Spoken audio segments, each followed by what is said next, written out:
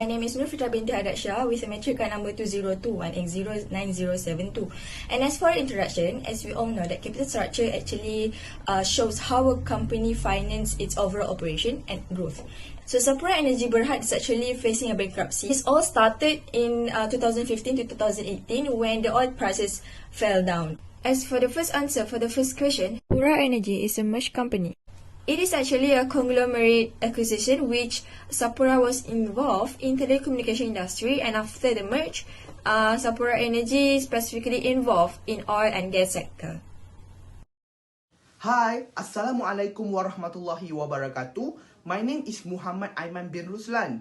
Now, I'm going to present answer for question 2. Value of equity for year 2021 is RM 8,936,750,000, and for the value of debt year 2021 is RM 13,728,359,000. Value of equity for year 2020 is RM 9,174,668,000. Value of debt year 2020 is RM 13,573,675,000. For year 2021, cost of debt 6.52% and debt to equity ratio 1.5362 and 1. For year 2020, cost of debt 6.85% and debt to equity ratio 1.4795 and 1.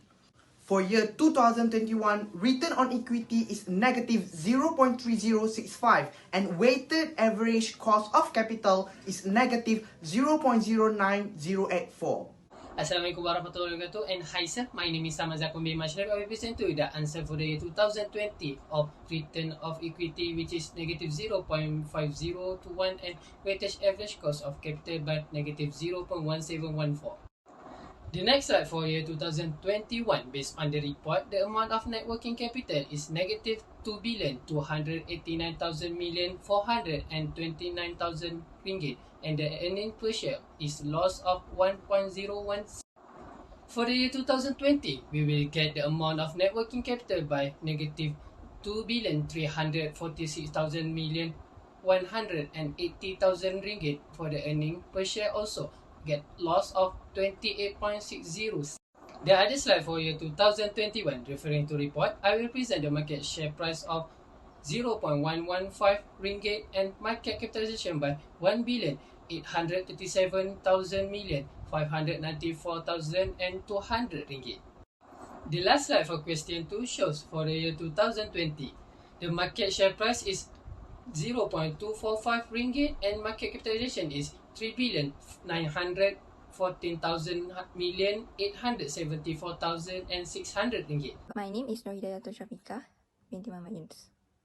Based on the previous calculation, it shows that in 2020, Sapura Energy experienced a high leverage of capital structure, which gave a debt to equity ratio in 2020 1.4795 and 2021 1.5362.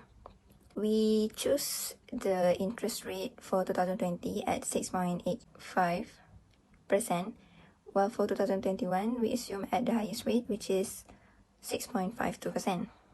While for RWACC, since the company is a high leverage capital structure, it caused the increasing of tax shield. Therefore, when the tax shield increased, it reduced the cost of debt and also reduced the RWACC. My name is ELLYANA binti RAZAK. Sapura Energy is undergoing a major financial liquidity problem. It started when Sapura Energy lose most of their job contract with Petronas and due to when the oil prices fell in 2015 until 2018. And this has caused Sapura Energy to lose its source income.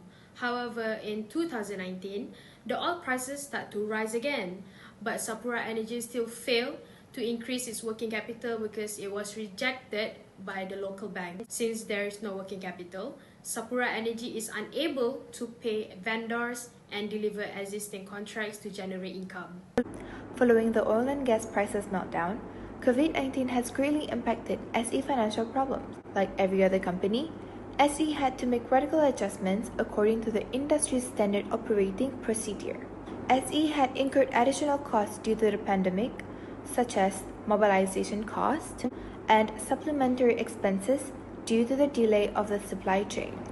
Other than that, they also incur the cost of regular COVID-19 testings that are required on all employees both onshore and offshore. There are also costs incurred due to the quarantine restrictions on crew and vessels. We agree that there is a possibility that SE may fall under financial distress. It is recommended that the company divest some of their assets to recover its financial position. The assets that are up for disposal at present include the LTS 3000 and other SE vessels.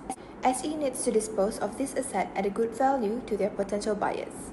As SE has not set any financial target on its divestment strategy, they have to review its core and non-core assets first. The next recommendation would be we can propose to dispose any of the assets because cash generated from proposed disposal of assets will be utilized for working capital and to reduce the borrowings of the group. Because since Sapura Energy is a supplier of oil and gas, Sapura Energy had sold a 50% stake of Austria-based OMV exploration and production for $975 million and the stake could be worth more in the current high oil price environment. As for the conclusion, what Sapura Energy need to do is they need to urge the government to approve their loan, and also Sapura Energy should merge with Petronas because Petronas not only has a better understanding in this sector, but also Petronas still require Sapura's services. Thank you.